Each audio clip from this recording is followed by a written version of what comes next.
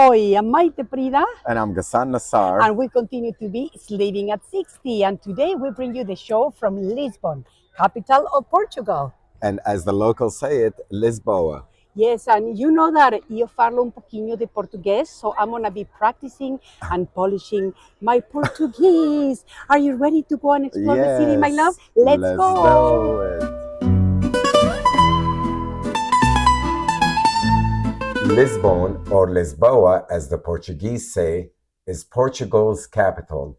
It lies in the western portion of the Iberian Peninsula, on the northern shore of the Tagus River.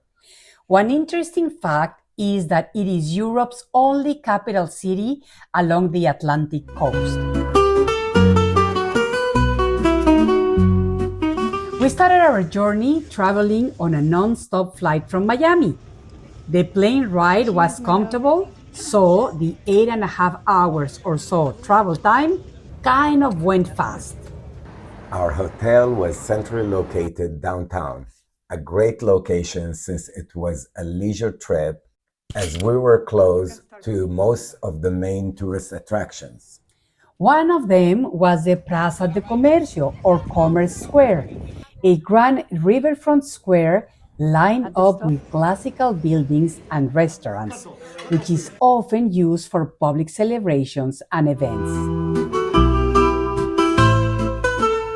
To get acquainted with the city on our first day, we hired a local tour guide with a cute vintage car that took us around many places. We're going to take a vintage car and we're going to go to see some of the beautiful places here in Lisbon. The best places. To me, it was a perfect way of getting to know Lisbon at a glance. We rode to Belem, a historic district in Lisbon, a treasure of maritime heritage and grand architecture, with the stunning Jerónimos Monastery at its heart. Okay, so this is the monastery of the Jerónimos. So you know that something very fascinating about this building, which is considered a UNESCO World Heritage Building, is that it was built with the money that they raised from trading spices.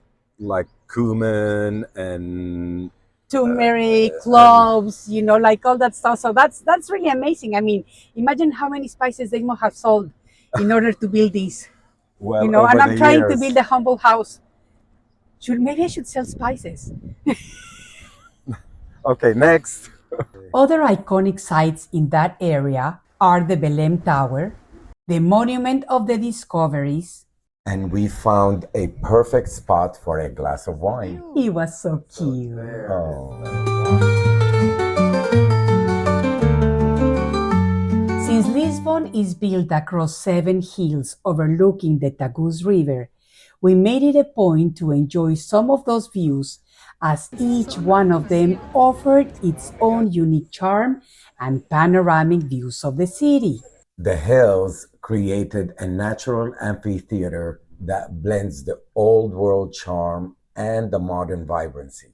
We can assure you that no matter how you decide to explore the city, doing so means climbing, descending, and discovering hidden viewpoints, vintage trams, and centuries of rich culture nestled in every corner of its 7 hills.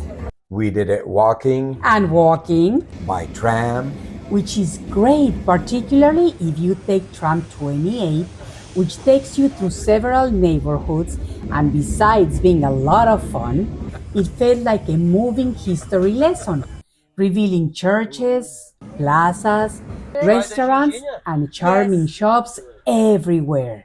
But I think by tuk-tuk was where we had the most fun. Yes. This is really like going on a roller coaster. Well, we are. We're going down right now. Portuguese Lisboa roller coaster.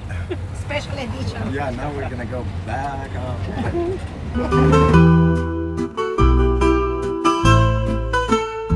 Gazing out over the city's red-tiled rooftops cascading toward the waterfront is kind of a picture-perfect postcard, and a great place to stop, have some coffee, a drink, a famous pastel de nata, or some bacalhau, roasted codfish, while immersing into the views.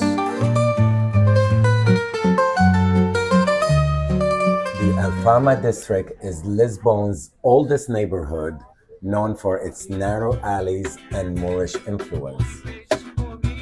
We went to the Santa Luisa Mirador and to the Senhora do Monte viewpoint, which is Lisbon's highest hill in the Graça São Vicente district. This is one of the most beautiful views from Lisbon because we are at the Senhora do Monte point. And if you move a little bit like this, you're going to be able to see the Castle of St. George. You see the old Lisbon and the new Lisbon right there. So it's really amazing. And also behind us is where the river ends and the ocean starts, really. Beautiful.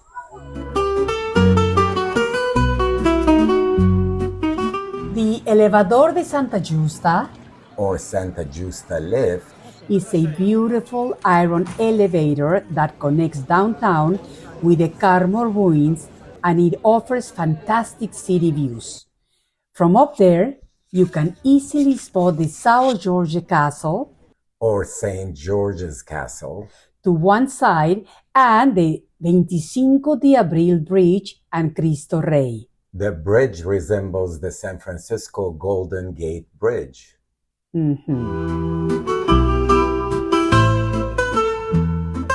We couldn't visit Lisbon without enjoying a live Fado music performance. The soulful sound of Fado reminded us of a bit of the New Orleans blues. It was truly beautiful.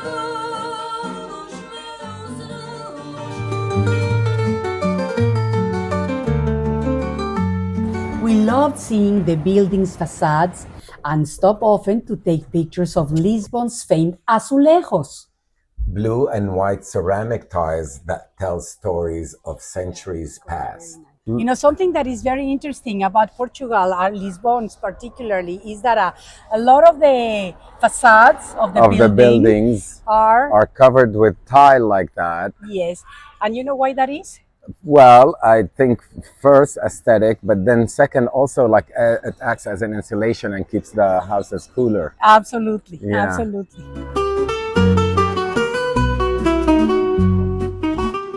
A couple of times, the rain surprised us, but that would not stop or spoil our trip. So we made the best out of it. Yo canto, bajo la lluvia, la lluvia, la lluvia, la lluvia, la lluvia.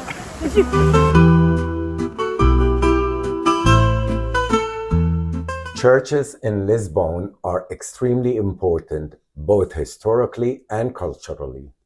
They are not only places of worship, but also significant landmarks that reflect Portugal's rich religious heritage, artistic traditions, and architectural evolution.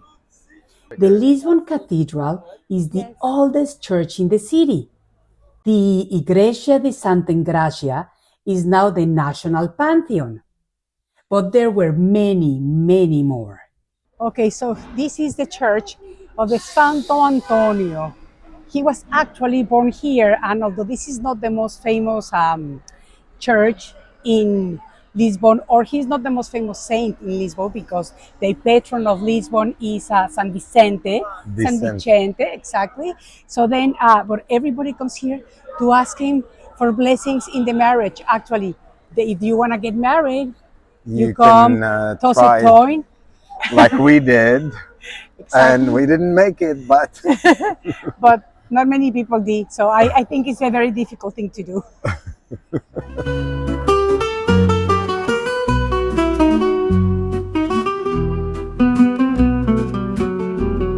the food in Lisbon was delicious everywhere we went. I opted to try grilled sardines, like lots and lots of sardines. While I enjoyed the bacalhau. And a few times, we ended our meals with the traditional pastel de nata. And one thing that amazed me is that locals drink ginjinha, a traditional sherry liqueur.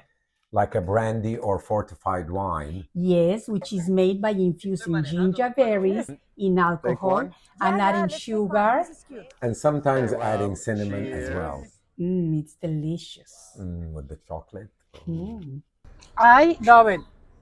I could be drinking and eating this every day, all the time. So I'm glad I don't live here permanently because it will be a problem.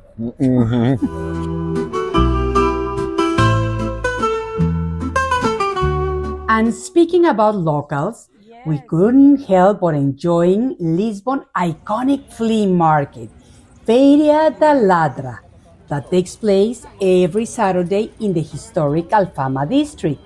We really had a lot of fun finding a fascinating mix of antiques, second-hand goods, vintage clothing, handmade crafts, and my chef's special findings such as fig and walnut paste and all kinds of seeds and dried fruits.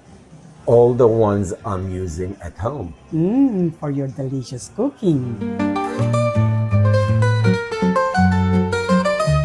Lisbon was not just beautiful, it was soulful and alive with a lot of street performers.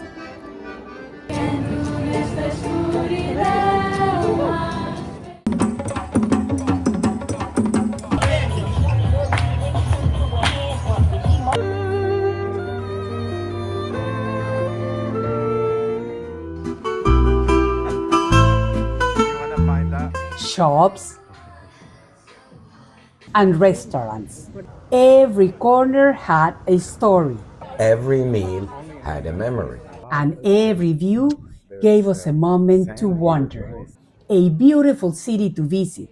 So we decided to take a 2.5 hour train ride to Faro, and it was a lot of fun. Lots of fun. We had such a wonderful time here in the city of Lisbon. We tried sardines, Bacalhau. pastel de queso. We went, we listened to the music, to the Fado music. That was nice. I mean, like so many things to do. So really another city where we should recommend that you visit in the near future. I am Mayte Ghassan. And I'm Ghassan. We continue to be Sliving at 60, and until next trip, let's do some Fado, my love. Yes. Yes.